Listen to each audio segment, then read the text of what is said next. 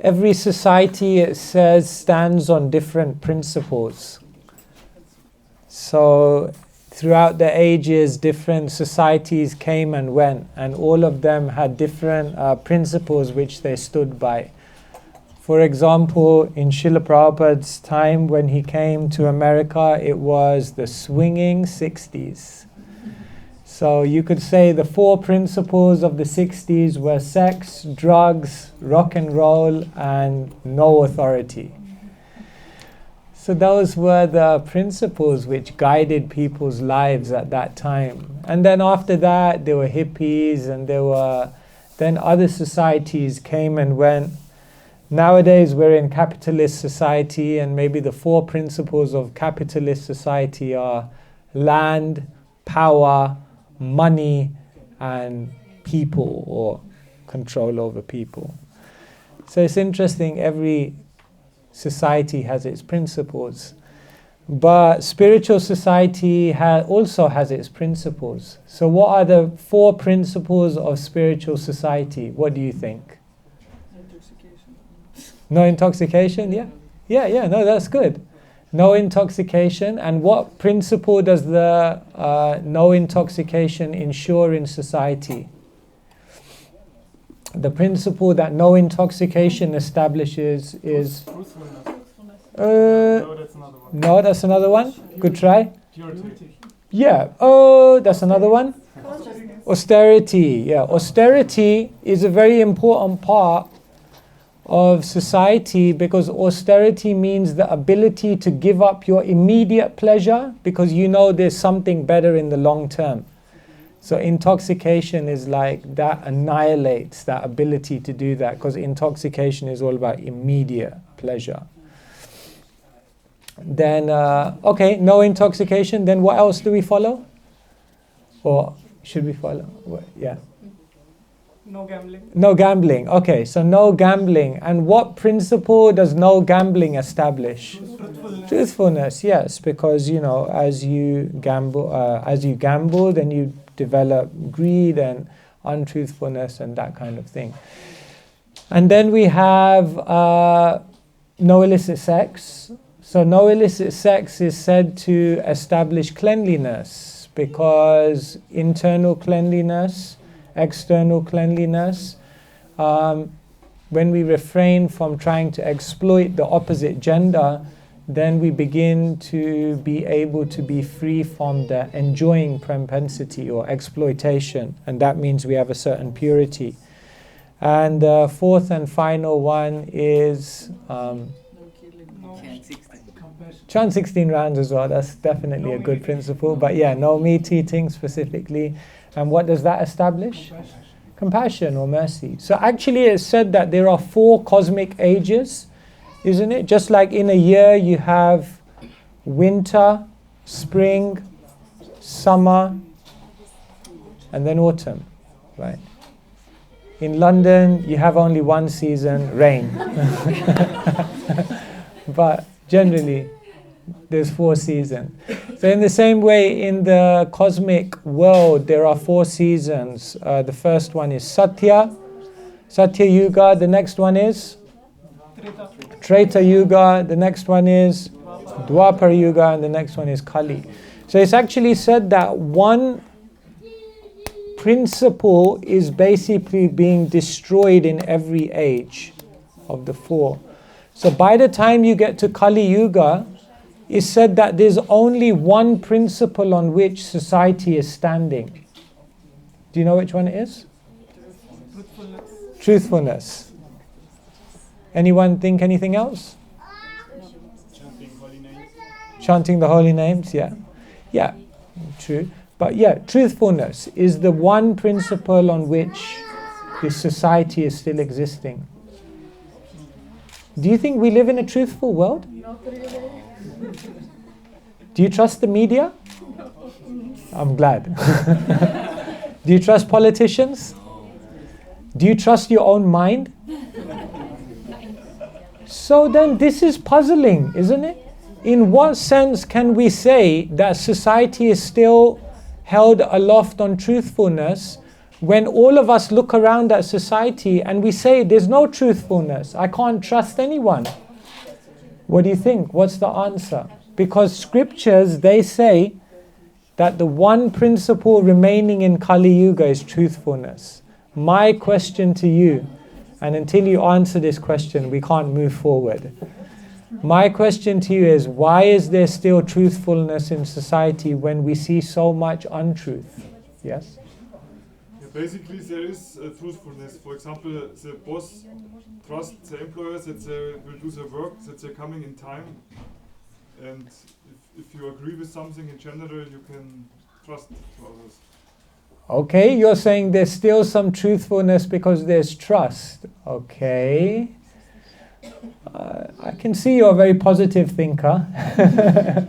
Nice that you're optimistic. But still you haven't convinced me. Why? Truth. Because you may have trust, but you may have trust in the wrong thing.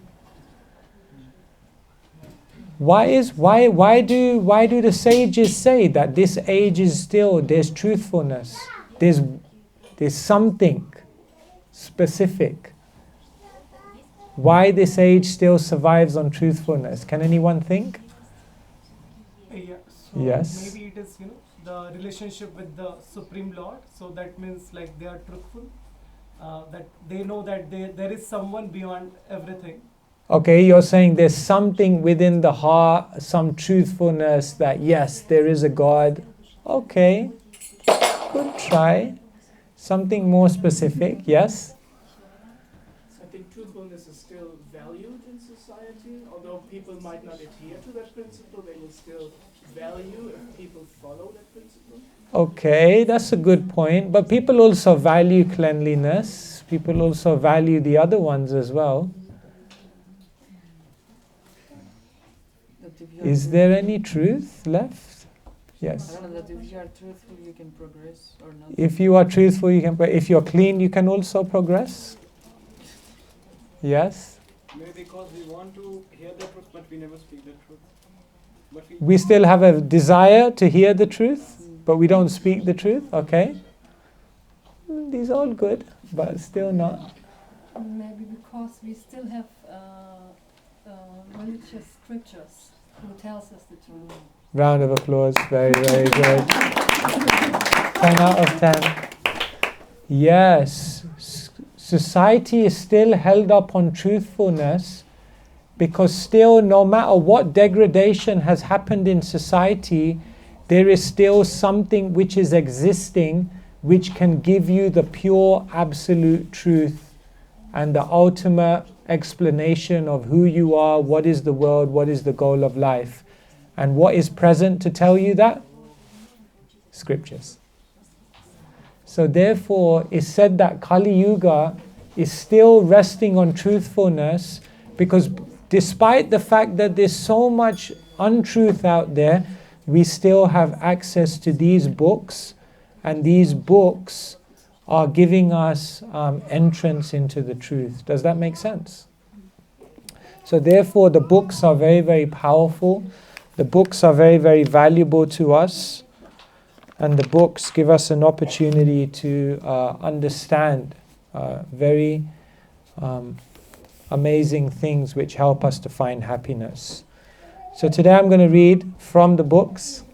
We're going to read from Bhagavad-gita, chapter number 4, which is entitled Transcendental Knowledge. And we're going to read from text number 2. Maybe I'll just read it because there's no board or anything here. So this is the Sanskrit and then I'll read the English. So Krishna says to Arjun, Evam parampara praptam imam rajarshayo vidu sakale neha mahata yogo nashta parantapa. So the English translation goes like this. This supreme science was thus received through the chain of disciplic succession, and the saintly kings understood it in that way. But in course of time, the succession was broken, and therefore the science, as it is, appears to be lost. Purport. It is clearly stated that the Gita was especially meant for the saintly kings, because they were to execute its purpose in ruling over citizens. Certainly, Bhagavad-gita was never meant for the demonic persons who would dissipate its value for no one's benefit and would devise all types of interpretations according to personal whims. As soon as the original purpose was scattered by the motives of the unscrupulous commentators, there arose the need to re-establish the disciplic succession. 5,000 years ago, it was detected by the Lord himself that the disciplic succession was broken, and therefore he declared that the purpose of the Gita appeared to be lost. In the same way, at the present moment, there are so many editions of the Gita, especially in English, but almost all of them are not according to the authorized disciplic succession. There are innumerable interpretations rendered by different mundane scholars, but almost all of them do not accept the Supreme Personality of Godhead, Krishna, although they make a good business on the words of Sri Krishna. The spirit is demonic because demons do not believe in God, but simply enjoy the property of the Supreme. Since there is a great need of an edition of the Gita in English as it is received by the Parampara, disciplic succession system, an attempt is made herewith to fulfill this great want. Bhagavad-gita, accepted as it is a great boon to humanity, but if it is accepted as a treatise of philosophical speculations, it is simply a waste of time. Srila Prabhupada ki Om Jnana Timirandhasya Jnananjana Shalakaya Chakshurunmilitam Yena Tasmai Shri Gurave Namaha Nama Om Vishnupadaya Krishna Preshthaya Bhutale Srimate Bhaktivedanta Swami Niti Namine Namaste Saraswati Deve Gauravani Pracharine Nirvishesha Shunyavadi Paschatya Deshatarine Shri Krishna Chaitanya Prabhu Nityananda Shri Advaita Gadadhar Shri Vasadi Gaura Bhakta Vrinda Hare Krishna Krishna Krishna Hare Hare Hare Rama Rama Rama Hare Hare Srila Prabhupada ki. So, why does this material world exist in the first place? One time a devotee came to Srila Prabhupada and he said, why did Krishna create this material world? Prabhupada said, because you wanted it. So the fact is, we wanted to be separate from Krishna. We wanted to kind of experience what life would be like in a different situation. So Krishna creates the material world. Just like you have a movie on a screen, isn't it? If you think about a movie on a screen, it's basically just three colors, isn't it? What are the three primary colors? Red, blue, and yellow. And from those three colors and pixels in those different three colors and combinations, you have unlimited pictures. So similarly, Krishna has his material energy, tamas, rajas and sattva, the three gunas or the three modes of nature. And from these three energies, Krishna creates all kinds of planets, all kinds of places, and all kinds of people and living entities, bodies. And then the living entity comes to this world trying to find enjoyment. And then ultimately this world is meant to teach us. It's a school. This world is a big university. If you feel like, yeah, I'm so happy I left school, I finished school years ago, that was like, no, you're still in school, because the whole material world is a school. And therefore, every day we're getting lessons which are reminding us, like, it doesn't feel like this is the right place. Isn't it? Every day you get a reminder. If you're honest, that teaches you, like, I don't think so, I'm in the right place. Because things never go according to my plans, things never go according to my desires. But But then in order to find out where we do need to go, then there has to be a way to get out. So what's the way to get out? Therefore, Krishna says, what I do, evam parampara praptam, from the spiritual world, I descend and I give knowledge. And this knowledge comes down in a line of teachers. The word parampara, it means disciplic succession, but literally it means one after another. Parampara, one after another. So Krishna gives the knowledge, and then someone gives the knowledge to someone else, and like this, through society, the knowledge is coming down. So then we have then access to that knowledge. And if that knowledge we're getting is coming from the original source, then the knowledge is authentic. And that authentic knowledge can then teach you everything you need to know to get out of this place. So therefore, parampara, or the disciplic succession, is very valuable. Because that is like the lifeline, isn't it? Like when someone is drowning in the ocean, you know. If you ever watch like Baywatch or something like that. Maybe don't watch now, but you know, so like, yeah, someone's drowning in the ocean, then what do? Boom, they throw out a line. And that line, if they can hang on to it, then they can get out of the ocean. So similarly, the parampara is throwing out a line of knowledge. And if we grab it, and if we take that knowledge deep in our heart, then we can get out. Now this is a little technical, but it's important for you to understand. I'm going to ask you a question. Have you guys seen this? This is at the end of the introduction to the Bhagavad-gita. This is the actual disciplic succession of how knowledge came down. So who was the first person Krishna gave knowledge to? Lord Brahma, because Brahma is the one that created or engineered the universe. And then Brahma gave it to Narada. Narada is like the wandering sage. He's like the spiritual origin version of like Pied Piper. Did you ever meet Pied Piper? He used to like sing and everyone used to follow him. So Narada, when he was like that, he goes through the universe with his veena, singing and giving knowledge to everyone. And through this line, it comes down, and the 32nd teacher in the line is who?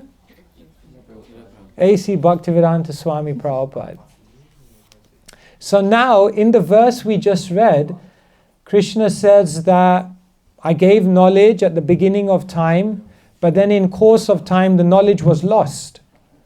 So Krishna says, I came back and I taught that knowledge to Arjuna so that the succession could be re-established. Agreed? So my question to you is, Arjuna's name is not here. Is Arjuna's name here?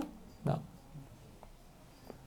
So if Krishna gave the knowledge to Arjuna to re-establish the disciplic succession, then why is Arjuna's name not here? Anyone know? Because Maharaj, because I feel that the parampara starts from Lord Brahma, so before even Arjuna, like at the time of creation, so that line is from the time of creation. So Okay, but Krishna says it got lost at a certain time, and to re-establish it, he had to teach it to Arjuna. So Arjuna started it again. So then why isn't Arjuna in this list?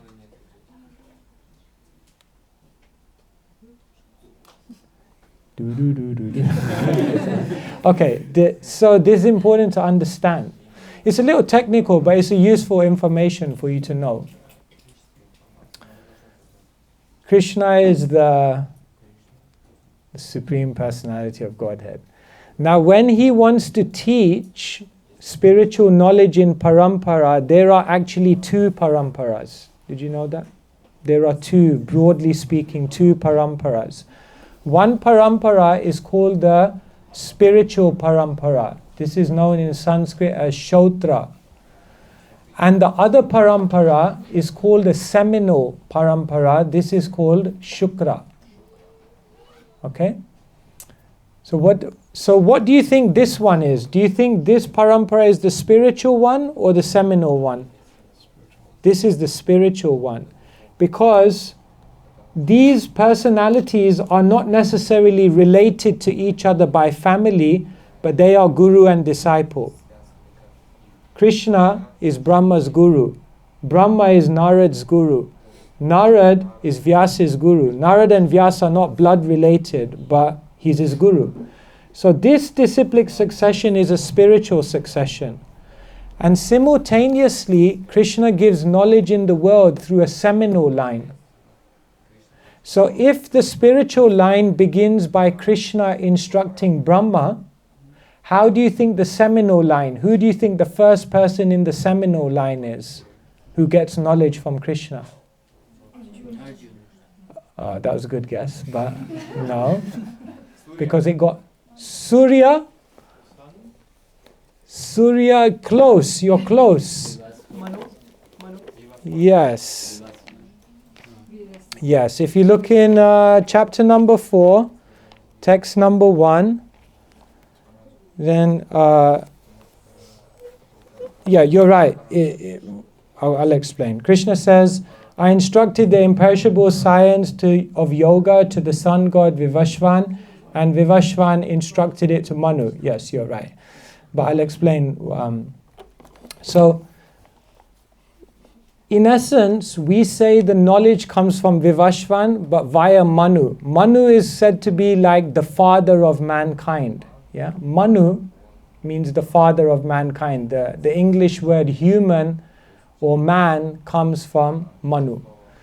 So the other way in which knowledge comes in this world is through Manu. So Krishna teaches Manu, and then Manu has his children, and then he teaches them. They become the rulers of society, and then they teach the next rulers of society, and they teach the next rulers of society. So one way in which knowledge is coming down is through a spiritual line of guru and disciple, and another way spiritual knowledge is coming down is through rulers. Does that make sense? So what Krishna is saying is that when this disciplic succession, the one of rulers, the Seminole line, when that one breaks, then who's the next leaders of society that take over after the Kurukshetra battle? Arjuna and the Pandavas. And therefore Krishna instructs them, and then they establish the line of teachings like that. And so the reason why Arjuna doesn't appear here is because Arjuna is not in this succession. Arjuna is in the Seminole, the Shokra succession. So basically this is how knowledge is coming down to us through the guru and disciple chain. And therefore Srila Prabhupada is very, very important to us, because he is delivering. He is the one who is delivering the unchanged absolute truth. The problem with knowledge is that over time a few things can happen. The first thing is inaccessible. The knowledge can become inaccessible. In other words, it can become lost. But the second problem is that even if knowledge is accessible, it may become inaccurate over time. Have you noticed how sometimes religions change, or people insert their own ideas into religion? So the second problem is that knowledge can become inaccurate. But the third problem is that even if knowledge is accessible and it's accurate, the third problem that can come is knowledge can become irrelevant. In other words, if there's not a teacher that can teach you how everything in this book is relevant to your life and answering every single question, you won't be able to benefit from the knowledge. But there's another problem.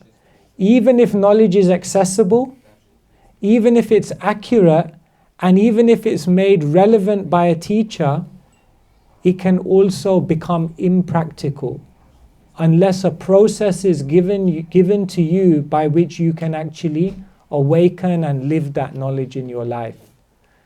So now, can you see why Srila Prabhupada and the ancient teachers are so valuable to us?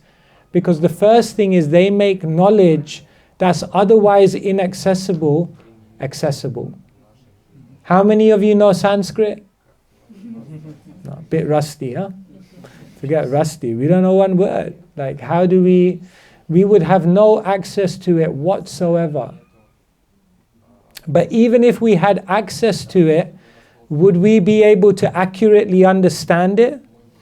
Sometimes even understanding Bhagavad-gita is very, very difficult. Even when we have all the purports, all the explanations, it's still incredibly, very, very difficult to understand.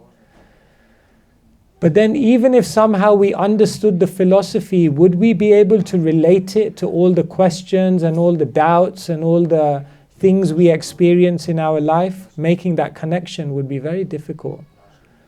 But even if we were able to do that, would we know how should I live this knowledge in my life in order to awaken love for Krishna? So Srila Prabhupada and the teachers, they give us all of these gifts. And therefore, we offer great, great respect to them because they are delivering the greatest gift. The greatest gift is knowledge. Because knowledge changes the way you look at life. See, you can't change basically what happens in the world. Have you noticed? You can't. Sometimes people try to change the people around them. Good luck. Sometimes people try to change the society around them. Good luck. Sometimes we try to change or create some situation by which we can control our fortunes and everything around us. Good luck. You can't control the world. But what you can control is your own vision, how you register those things and how you react to those things and how you respond to the different things that happen in life. And therefore, when you have knowledge, it changes your vision. Someone may say, well, I've been reading the Bhagavad-gita, but I still got problems. I still experience this difficulty. I still experience that obstacle. But we didn't say that.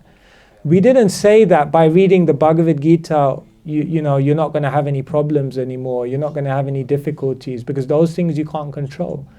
But what we did say is that if you read the Bhagavad-gita, it will change your vision. And then it will give you the strength and the wisdom and the spiritual depth to be able to respond to all of those difficulties without becoming bewildered or despondent or distressed. So this is a very, very great gift. And Srila Prabhupada is saying that the world needed this. Therefore, we created this Bhagavad-gita. This is Bhagavad-gita as it is. No motivation, no personal agenda, simply to help people, simply to reveal the absolute truth.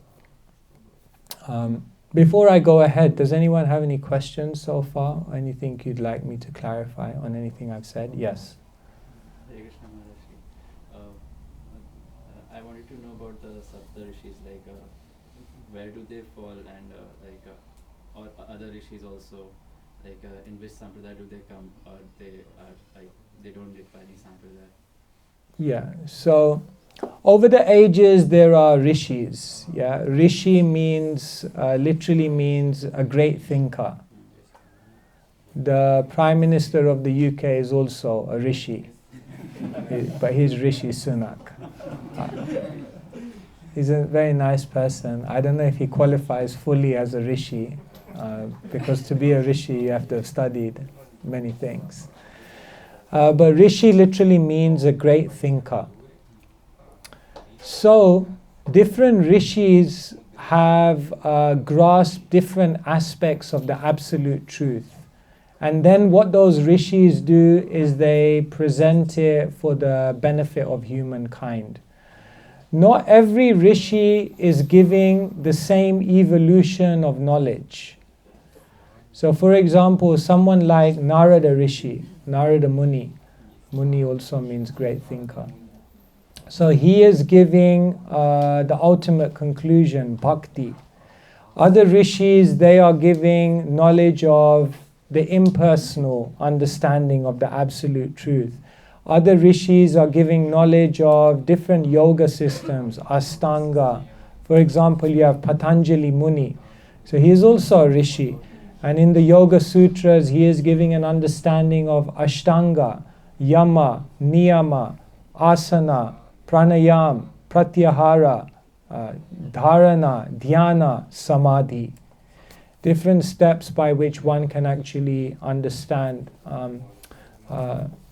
that the Lord is situated within their own heart. So different rishis appear in different places to give people who have different desires a way to connect to the absolute truth. So the Vedic tradition is like multi-level spirituality. So there are different places where different types of people can connect. And once they connect, then they have the opportunity to go higher and higher and higher. So some rishis, they are giving Vedic knowledge, but it's very kind of materialistic Vedic knowledge. So some rishis are teaching about this yagya or that ritual, or some rishis are giving some entrance into impersonal understanding. Some rishis are giving entrance into understanding that God is a person, but only limited. And some rishis are giving higher understanding.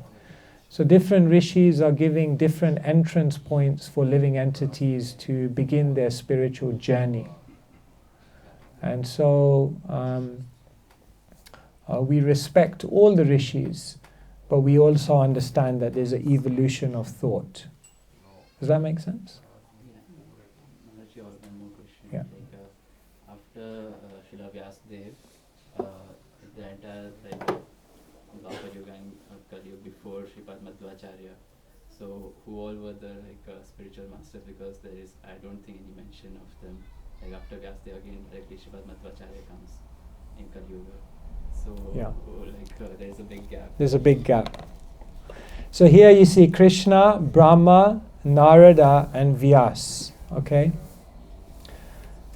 And then you see there's the next one is Madhva. And Madhva appeared in, I think it's 12th century, is something like that anyway. 11th, 12th century, something like that. So what happened in that huge gap of time? Actually, Vyas is said to be a Chiranjiva, you understand? There are certain personalities in the Vedic tradition who are said to survive beyond the dissolution of creation. So there are 7 of them. Vyas is one of them. Hanuman is another one of them. Ashvatham is another one of them. So like that, there are 7. And therefore it's said that in this long period from Vyasadeva to Madhvacharya, it's not that there were not other teachers. There were other teachers. But still Vyasadeva was considered the main teacher. And he was holding the knowledge till the next major link came.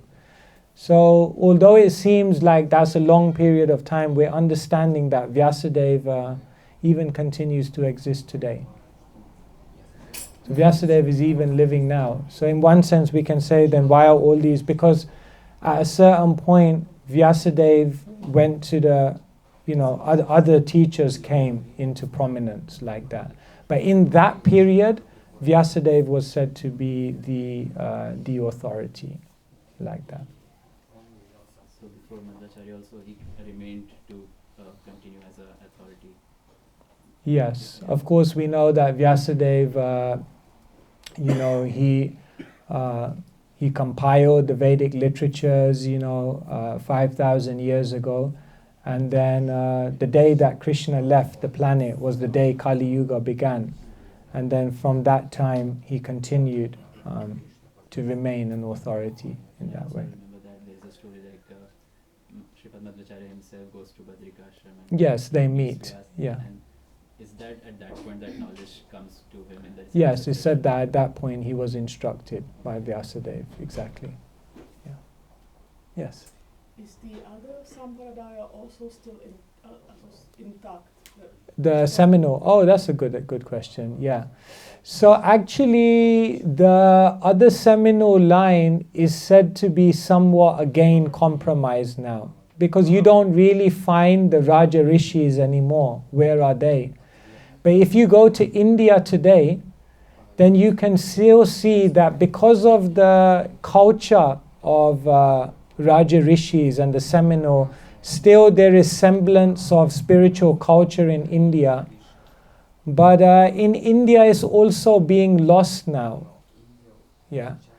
Like because so many influences from different places.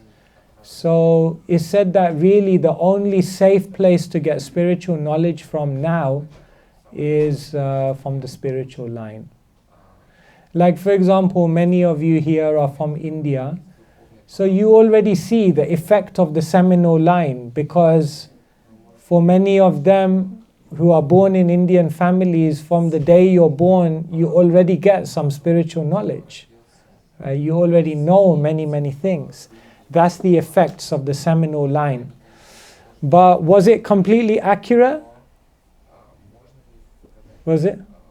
They're all shaking their head. Well, not completely accurate. There was also many missing things and many misconceptions and many superstitions, over time, many things which were changed. So, it's not really existing anymore. Therefore, we try to take knowledge from the spiritual line. But it was still valuable because Krishna spoke the Bhagavad-gita to Arjuna in that Seminole line.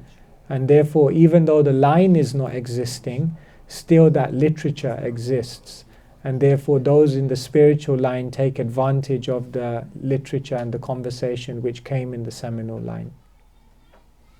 Does that make sense? Yeah. Yes. You mentioned about the Seminole line.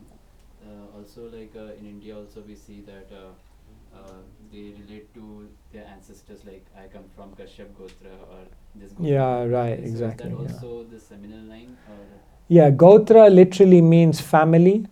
So there were different sages and different lineages of family gurus. You see, the idea in Vedic culture was that every family would have a guru, like a family guru, a Kula guru is called.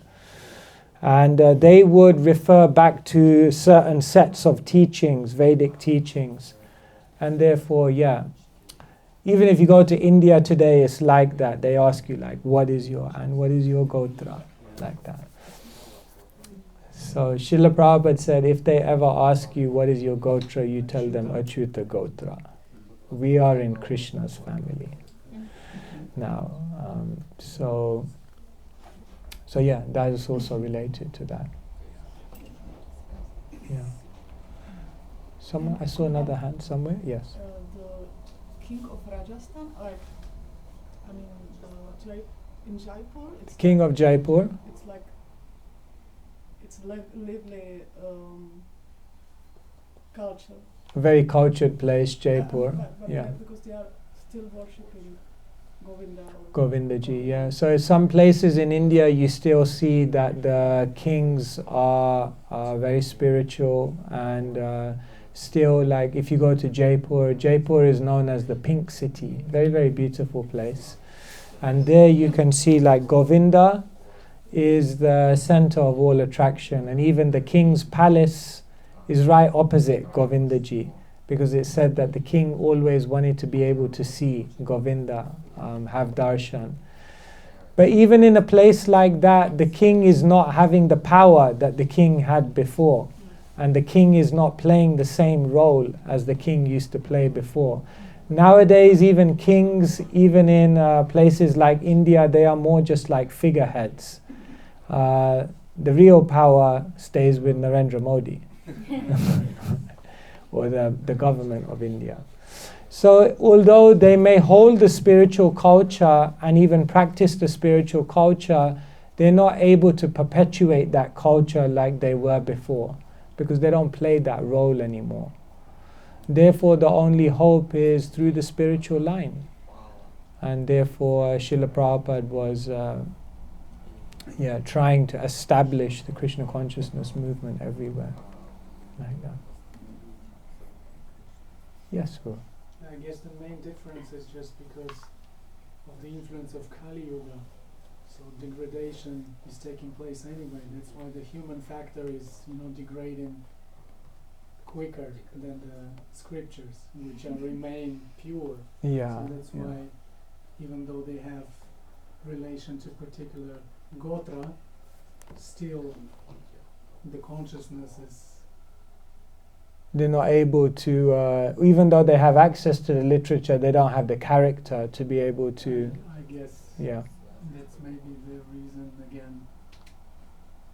Yeah, that's true. Yeah, spiritual knowledge also is very, very important to understand that spiritual knowledge is not also just understood according to intellect. It's also understood according to character. So Krishna says, from sattva, all the gates of the body are illumined with knowledge.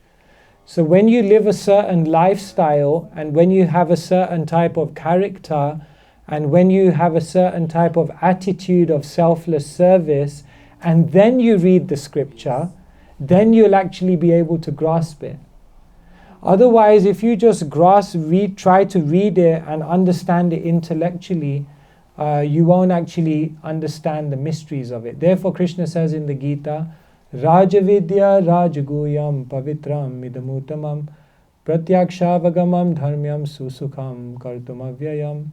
Then later on, or just before that, Krishna says to Arjun, Sa evayam mayate dya yoga prokta puratana bhakto sime sakha cheti rahasyam hyetadutamam. So rahasya is a very interesting word.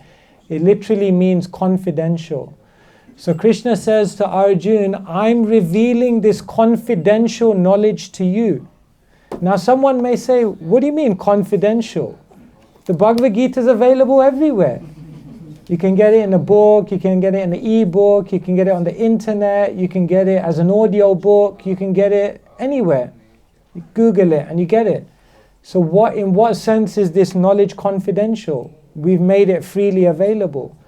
But it's confidential because Krishna says, Bhakto sime sakha cheti rahasyam hyetadutamam. It's confidential because you can only understand it if you become a devotee and friendly towards the Supreme Lord. But if one is not having that, like later on Krishna says, Shraddha vallabhate jnanam tatpara shamyatendriya. If you have faith, then you're able to grasp the knowledge in the deepest way possible. I'll say, well, I don't want to have faith. Prove it to me first. No, but in anything in life, you have to have faith first. To advance in any area of knowledge, you need faith. How many of you have traveled on a plane?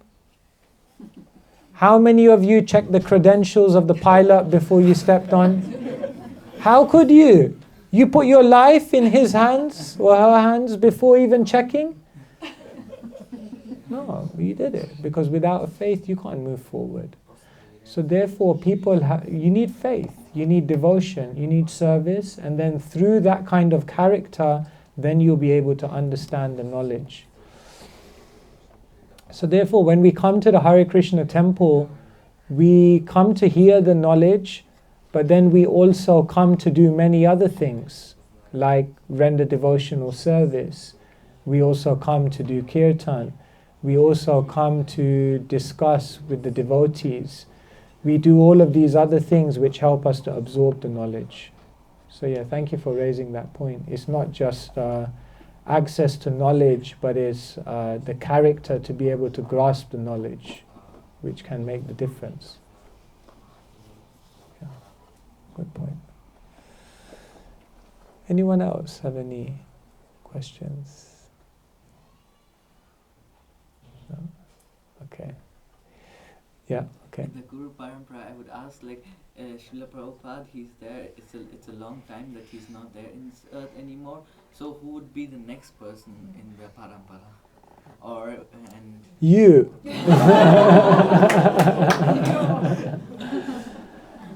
One time, one devotee said, Prabhupada, there are 12 Mahajans, the 12 great personalities, and I think you are the 13th.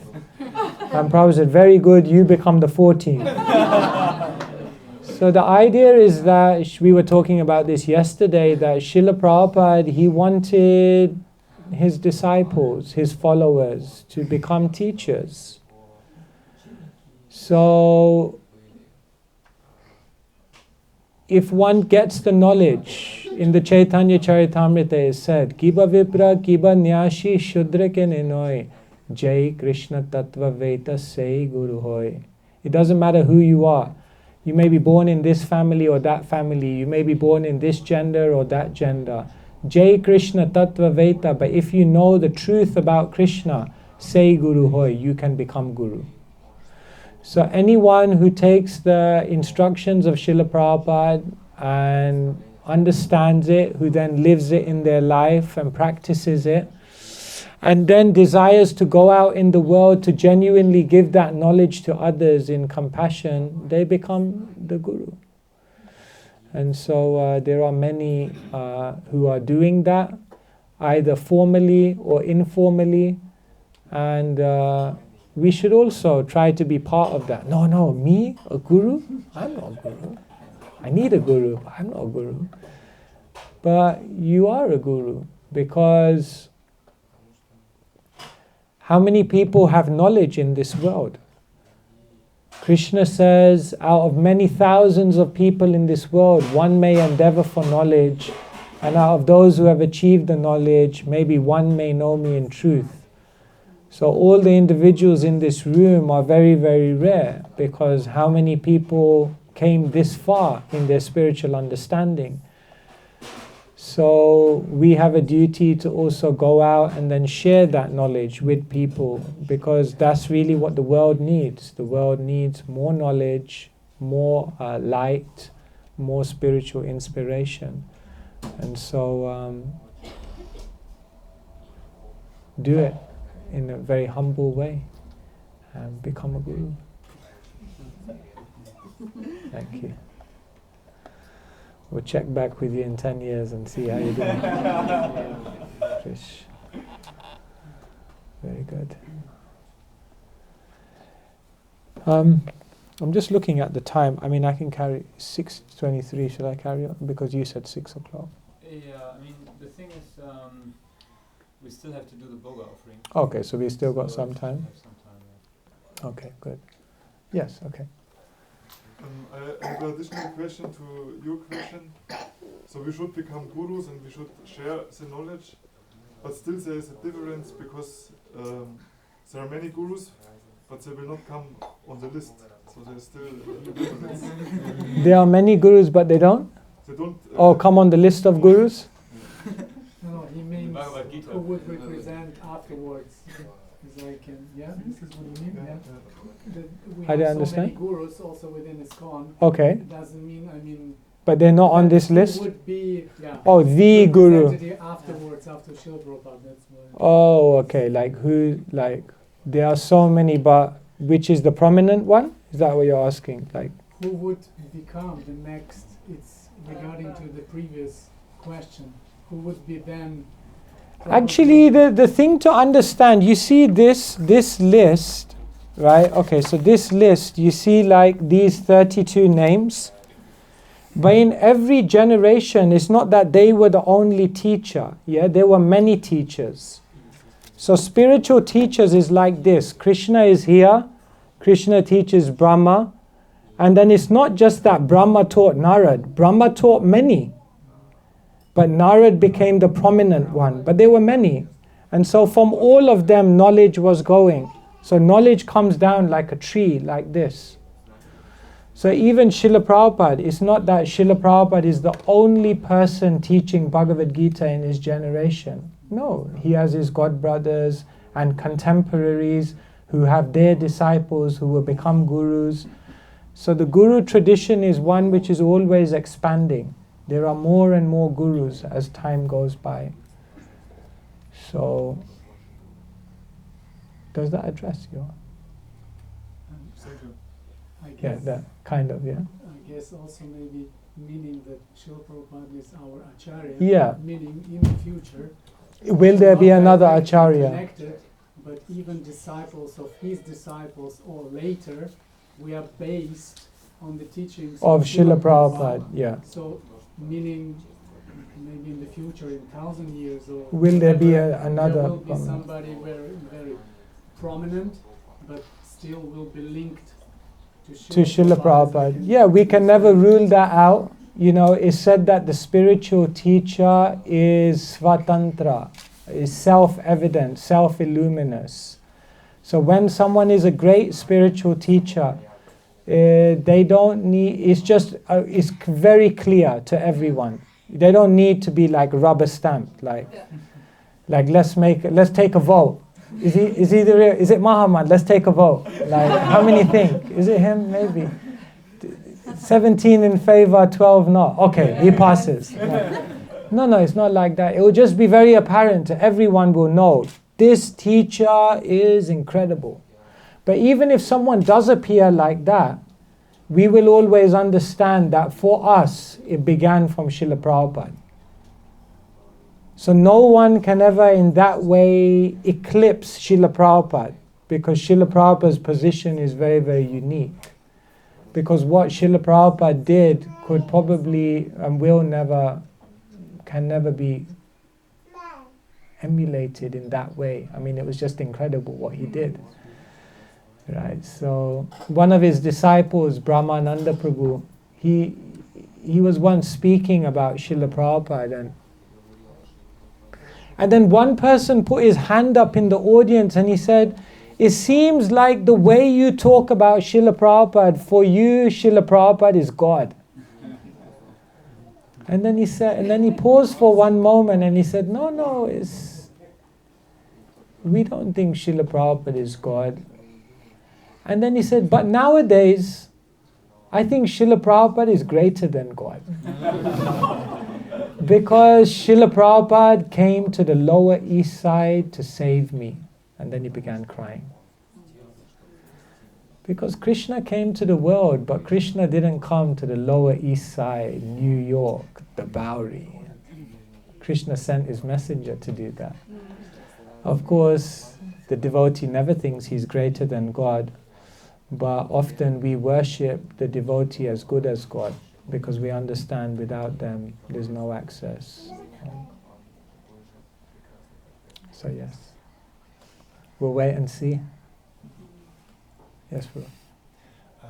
Last week in Golokadam, you said something about we can retain that knowledge or like keep alive that knowledge that we receive, and you spoke about writing as one way to do that on a regular basis, so that we can.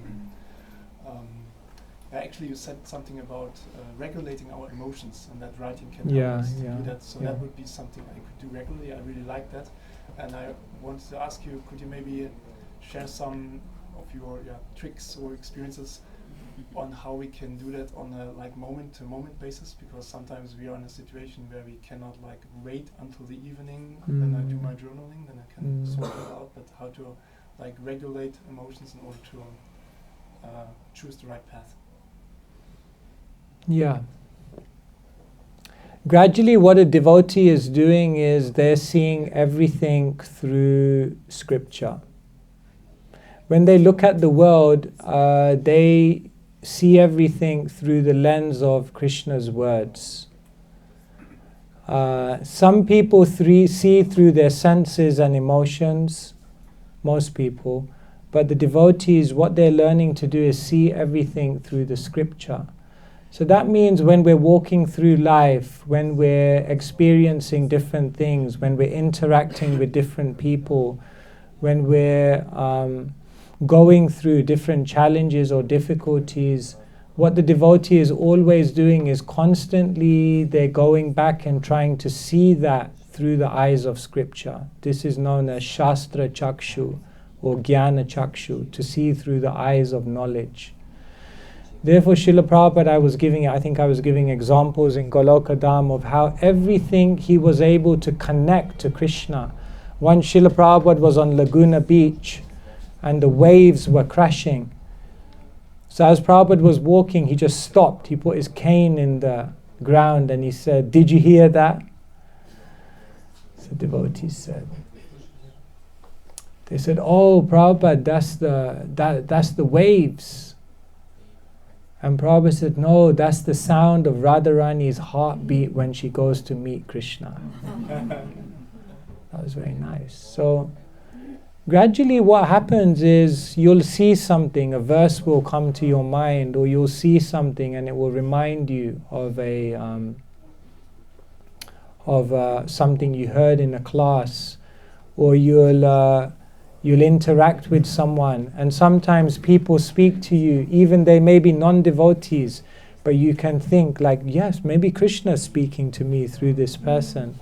In other words, you begin to start seeing Krishna's hands in everything going on around you. And journaling helps very, very much, because when at the end of the day you reflect back, then in those moments where you couldn't see Krishna, maybe later on in the day when you journal, you'll be able to say like, "Oh no, actually Krishna was there and I learned it." And then tomorrow you'll be more equipped to see Krishna, because you're consciously trying to see Krishna who's active in your life. So I think it comes with time, and it comes because Krishna is speaking to us every day through different situations. Like once I was driving, I was going to the mechanic, and anyway my phone went off. So generally you shouldn't really, but it was an important call, so I just lifted it up and I just said like, "I'll call you back." Anyway, then I saw in the back in the mirror the police car. I was like, "Oh no." And I thought, okay, maybe he didn't see. And then sure enough, after a couple of minutes, pull over. Oh no. So then I pulled over, then the policeman came, and then I wind the window down. So then he looked at me. Already he saw the tilak, so it was like, "Who are you?" you know? So then he said, "Okay, step out of the car." And then, if he thought the tilak was bad, then this like 7 foot, in full saffron monk is like, what? He's like, "What planet did you land from?"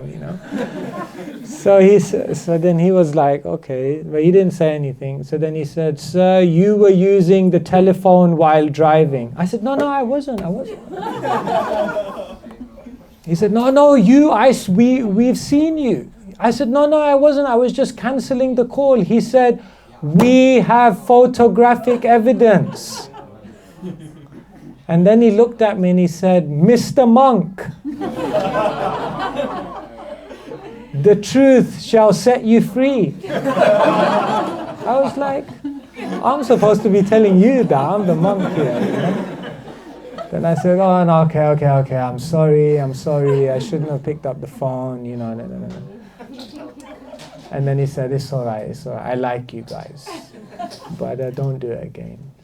So that was nice. The truth shall set you free. So then you begin, yes, through different people, messages are coming. Just like Srila Prabhupada, he was sick, no? And then I think it was Thanksgiving Day. This was like 1965, 66. So there was no doctors available. So somehow they found some doctor. So this doctor turned up. And he was like half drunk. He was just like a real spaced out doctor. But there was no other doctors. So he came to see Srila Prabhupada. Anyway, examined Srila Prabhupada. And then he went to the next room. So Prabhupada was in this room. He was in the next room. And then Prabhupada overheard him speaking to the devotee. So the devotee said to the doctor, like, "What's wrong with him?" And the guy goes, "Oh, there's nothing much wrong with him. He's fine." And then he said, "The old man, he prays too much. He needs to go out and start walking." So Prabhupada heard it. And from the next day, he started doing a morning walk every day.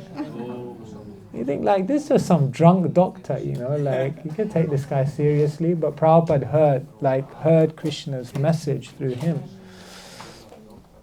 So Krishna says in the Gita, Yomam pashyati sarvatra sarvam cha mai pasyati tasyaham na pranashyami sachame na pranashyati.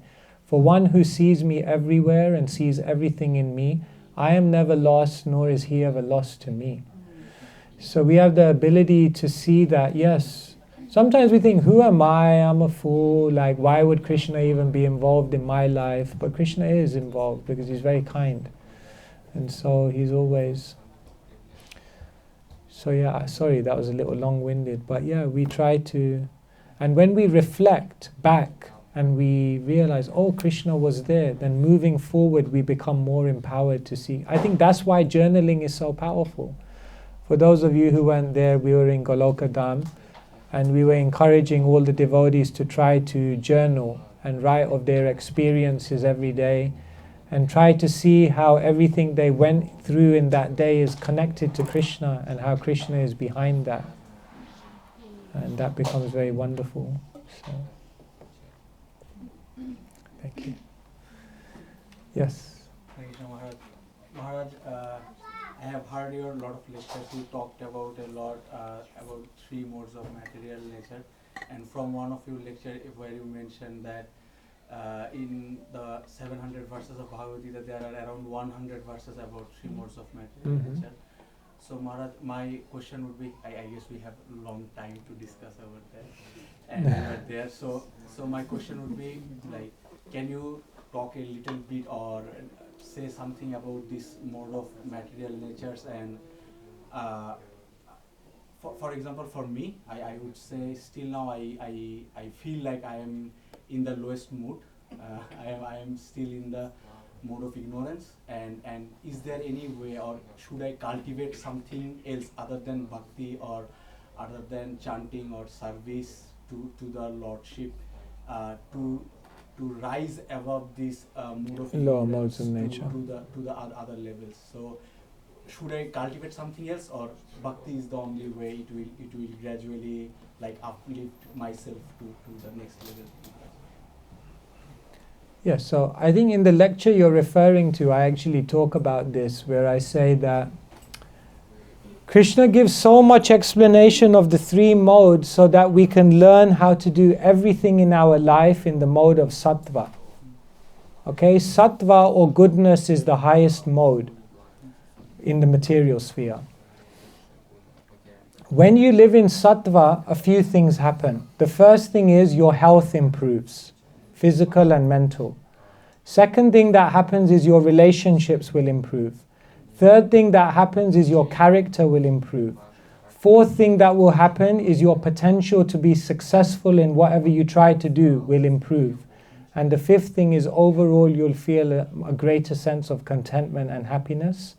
And ultimately sattva will allow you to practice spiritual life much more powerfully. So everyone should try to develop sattva in their life. Even devotional service can be in different modes. Did you know that you can do devotional service in the mode of ignorance? There are people in this world who think that it's a great service to God to blow themselves up and blow up many innocent people in the process. It's like this is the greatest service to God. That is an example of devotional service in the mode of ignorance. Then there are people who do some service for God but are just thinking like, what will I get from it? That's devotional service in passion. So like, we need to perform devotional service in sattva. So how do you develop sattva in your life? Well, it begins with all of your habits. The earlier you rise, yes, the one you didn't want to hear. The earlier you rise, the more you're going to be. Like, just know, as the alarm clock, as you keep hitting snooze, then you're going from like goodness, hit the snooze button again, you're getting to passion. And if you still keep hitting the snooze button, by the time you wake up, you're going to be in ignorance. So the first thing, if you want to be in sattva, rise early. Second main thing, if you want to be in sattva, always embrace cleanliness. Cleanliness of environment, cleanliness of habits. Because cleanliness is already, like if your room is in a mess, then naturally your mind is also going to be in a bit of a mess. So try to more order. And then those with little kids are given a concession because kids make everything messy. But don't worry, Chanitai, I'm not referring to you. And then diet is very important. Because if you eat healthy food, fresh food, food which is like bringing more clarity to the consciousness, that's going to help you be in sattva. So these are some of the main things: rise early, clean environment, healthy food, and then start looking at all of your other activities. Did you know that you can drive your car in the mode of ignorance, passion, or goodness? It's possible, right? Did you know that you can parent your children in ignorance, passion, or goodness? Did you know that? Did you know even the way you sit down to eat every day can be in ignorance, passion, or goodness? So everything you do can be in ignorance, passion, or goodness. Did you know the way you study for your exams can be in ignorance, passion, or goodness? Right? So everything we do, then we try to bring sattva in. So yes, sattva is very important. Because sattva helps you to be conscious. And Srila Prabhupada said, before you can become Krishna conscious, first you have to become conscious. So how do you become conscious? By living in sattva, because sattva clarifies. Passion and ignorance cover. So it means impeded consciousness, covered consciousness. Yeah. Maharaj, in continuation to this question, sometimes it happens that being student or being even working person, it happens that we go to bed late at night. So, or even if there are some programs or temple programs, so it takes time a lot. Like we have experienced this, that it takes time to cleaning and everything, and it becomes for us to go to bed late. And then it happens that the next morning we are not able to wake up because we go late at night to bed, and then we wake up late. But we need 6 hours sleep at least, otherwise we become sleepy all the time. So how do we balance both these things? And like Prabhupada also said that all these devotees should wake up at least by 4 a.m. But then if we don't obey that instruction, then would that also count as a namaparad because we would not obey Prabhupada? So would that also become like a namaparad and ever reach so much, state of chanting then? And he said, chant and be happy. There's so much complexity. Yeah. Yes, so how do we do it? Here we are in the Hare Krishna temple, and actually today we started early. This is like very early for a Hare Krishna program. Usually it begins at 8, and then there's lasagna at 10, and then Krishna Katha at 11, and then bed at 12. And then you have to wake up for Mangalarti because Srila Prabhupada said. So how do we balance it all? Yes, sattva is there, but we also need inspiration. We also need Vaishnav Sangha. We also need time where we come together and worship and inspire each other. And unfortunately, the way the world is now, the only time we can do that is the evening. If only we could do it, but during the day we all have different things to do. So then we have to do it in the evening, because that's the only time. So Srila Prabhupada did say rise early, but Srila Prabhupada did also say get the inspiration, associate with the devotees, take prasadam together, chant together. So sometimes we have to do that late in night. And Srila Prabhupada did also say get enough sleep. He said if you get If you get too much sleep, you become lazy, and if you don't get enough sleep, you become crazy. So Srila Prabhupada said, associate with the devotees and come together for kirtan. He also said, get enough sleep, and he also said, wake up for Mangalarti. So you have to do all of them. How are you going to do it? So it means, okay, some days you may give priority to one over the other. But when we find out, when we find ourselves not waking up in the morning and sleeping over 6 hours, and there was no program the day before, then we can understand it's just the mode of ignorance. But if you went to a late program, then you can't come for Mangalarti. Or, so like that, you just have to see that in everything you're doing, the sincerity is there. And sometimes you may have to sacrifice one thing for another. Spiritual life is like cooking. And in cooking, you need different ingredients. So Mangalarti is like salt. It's like the most, it's important. But it's not that if you have a preparation and only salt, it might not give enough. So then you need also other inspiration. You need a bit of chili,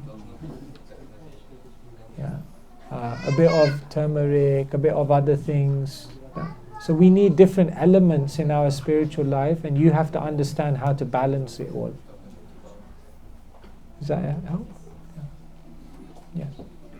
I would like to know where is the place for emotions and not to be sentimental. Like for me, if you say we shall see everything through Shastra, it feels like, okay, I always have to remember we are not the body, we are spirit soul, and the soul never suffers. So, but there are situations when emotions come up, and still how to deal with them, not to be maybe carried away, but also not to be like robots. Oh, we are not the body, we are not the mind, so there is no suffering really in this world, because all the suffering is from the body, from the mind.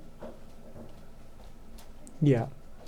Shastra, what it's doing is it's helping us to overcome our material emotions. And when we've overcome our material emotions, then we can access our spiritual emotions.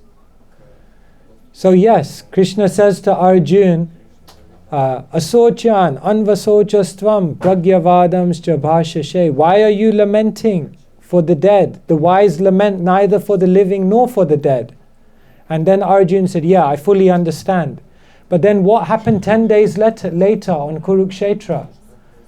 After Arjuna said, I agree, we should not lament for the living nor for the dead, 10 days later, his son Abhimanyu was surrounded by the Kaurava army in the Chakra Vyuha, and they killed him. And when Arjuna found out that his son was killed, he immediately told Krishna, take my chariot there. And when he saw his son lying down dead on the battlefield, he didn't just say, and the wise lament neither for the living nor for the dead. No, he cried. He cried. But then what did he do after grieving? And the very next moment, he picked up his bow and he continued fighting. Jai Shri Jagannath Baladev Subhadra Maharani ki. So spiritual life doesn't mean that we lose our emotion, but it means that we learn to control our material emotions, which often overwhelm us and block us from experiencing real emotion. But spiritual life is full of emotion. I mean, Srila Prabhupada said the last word in love of Godhead is to learn how to cry for Krishna. Prabhupada said that's the last word in love of Godhead, is to learn the art of how to cry for Krishna. One of our teachers used to say that we are not opening temples, we are opening crying houses, where people can learn the art. But unless you learn how to control your material emotions, you can never really cry for Krishna. All you'll do is you'll come in front of Krishna and you'll cry, but basically you'll be crying about yourself. And you'll be crying about your problems. And you'll be crying about what's difficult for you. And you'll be crying that life became so full of suffering for you. It's all about me, me, me. So that's not crying for Krishna. That's crying for yourself in front of Krishna. So we don't want to just cry for ourselves in front of Krishna. We want to cry for Krishna. We want to say, Krishna, you're beautiful. You've captured my heart. Knowing you, I've forgotten about everything of this world. And I just want to be with you. But in order to get there, we need to be able to detach ourselves from the temporary emotions which hijack our mind. Are there people you haven't forgiven? Maybe. Are there situations that still, when you remember them, give you pain? Maybe. Are there still things that happened in your life which make you feel angry towards God? Maybe. So while you got all those emotions in your mind, there's no room. But when we learn to see all of those things through Shastra, then we say, oh, that person caused me some suffering, but ultimately they were the messenger of my karma. And I don't need to hold any bitterness towards them. I need to move on from this. Oh, and that situation happened in my life. It was really difficult, but Scripture teaches me that I could learn this from that. Maybe it was a good thing. Let me move on. And then what happens is you begin freeing room in your mind. The goal of life is not to remember all the terrible things that have happened to you.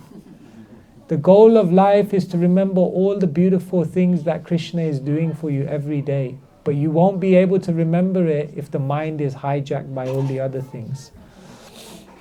So seeing through the Shastra means being able to control our material emotions so that we can have real spiritual emotion. It's full of emotion. Bhakti means emotion. Bhav, but different type of emotion. Yes? And is it possible that we have emotion in Bhakti, for example in Kirtan, but it's not really connected with Krishna, it's just... Yes, our tears are mixed. We cry in a kirtan, we sometimes feel very emotional. But maybe it's not all for Krishna, and maybe it's not all just about me. Most of the time it's mixed. Therefore we say we are Mishra Bhaktas, mixed devotees. Basically we're all a bit mixed.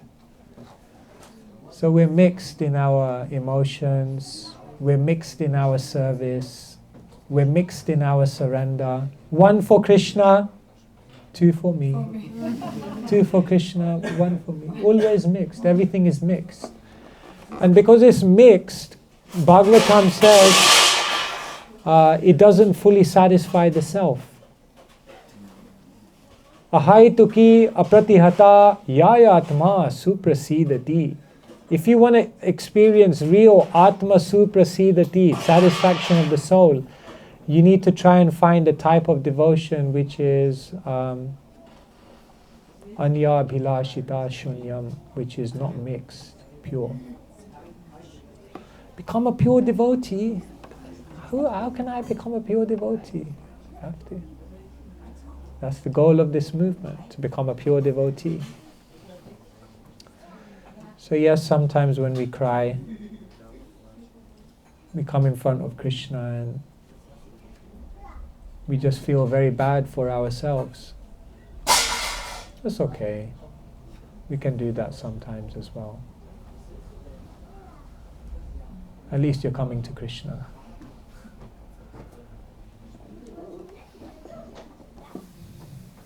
Yeah, what can I say? Madhvacharya says if you add up all of the tears that the conditioned soul has shed for the things of the material world in many lifetimes, it will be enough to fill up oceans. How many tears for so many things of this world? Broken hearts. My sweetheart.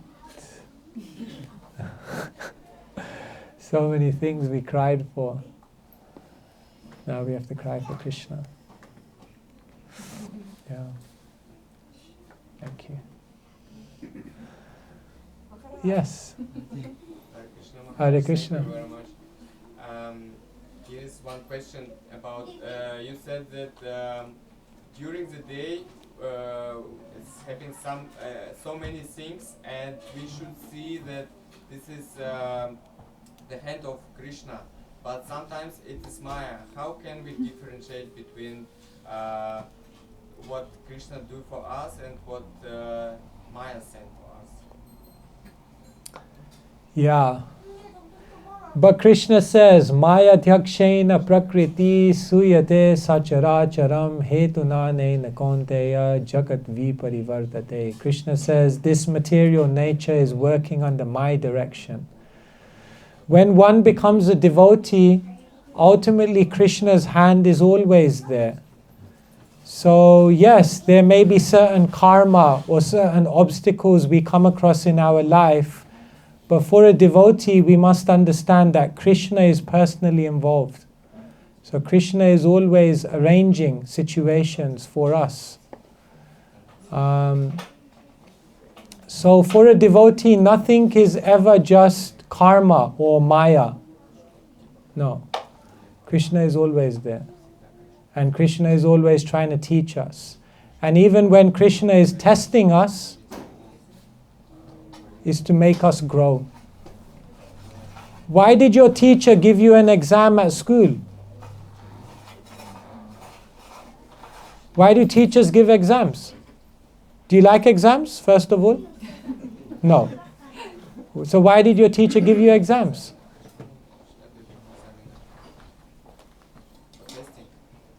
Why? Progress. But then why doesn't the teacher give you all of the answers during the exam?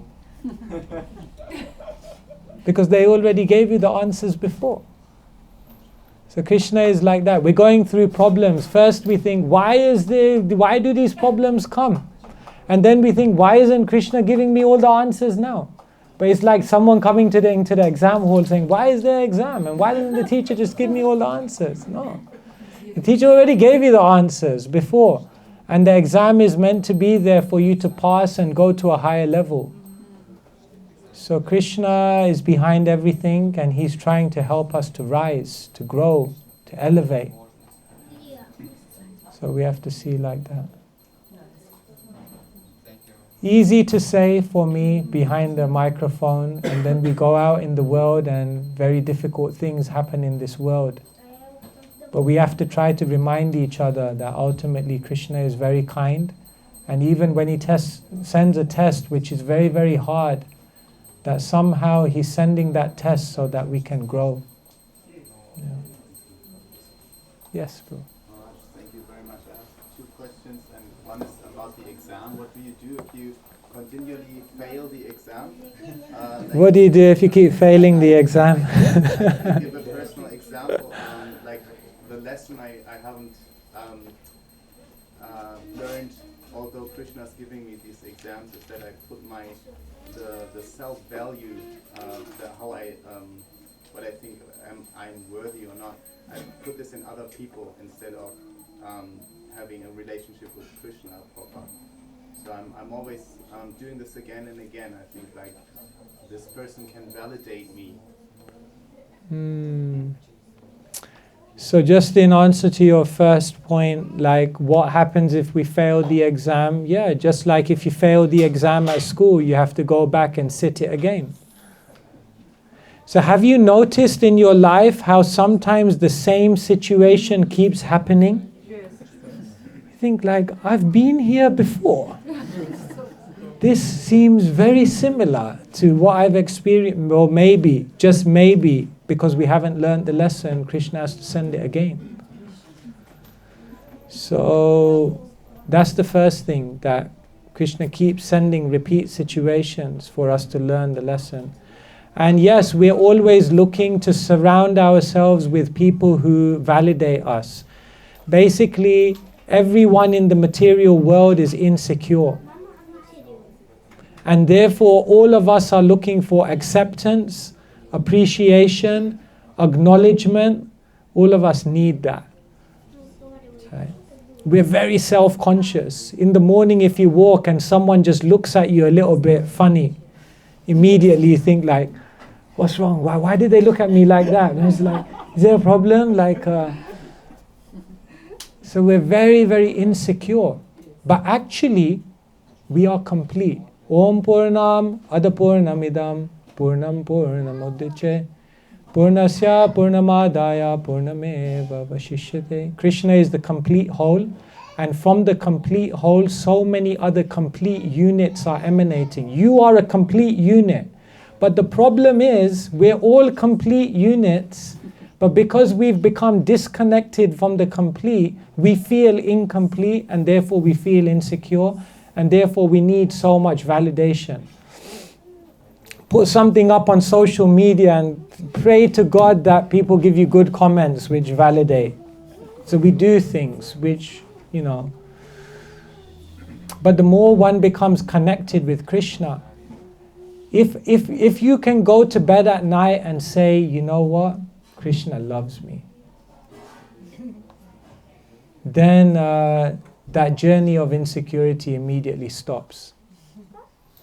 But until we know that Krishna loves us and we're experiencing that love, there's a vacuum, and then we'll look for so many things in this world. And then we get ego death. You know what ego death means? Because ego means my sense of why I'm worthy. And when we establish our sense of why I'm worthy on temporary things that people glorify us for, then we set ourselves up for ego death. Because at one point, those things will disappear. If you think you're valuable because of your position in society, you know what? One day that position is going to take away from you. If you think I'm worthy because people find me beautiful, at one point that beauty will be taken away from you. So then we suffer all this ego death. So therefore we need to develop the real ego, Jivera Swarupa Hoy, Krishnera Nitya Das. I'm Krishna's servant and he loves me. And when we're there, then everything else we can deal with.